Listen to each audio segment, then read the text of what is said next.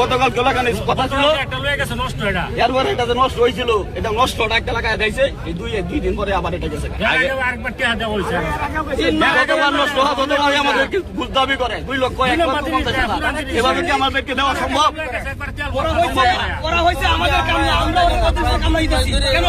সরকার আমাদের টাকা, আমাদের ট্যাক্সের টাকা চলে আমাদের ট্যাক্স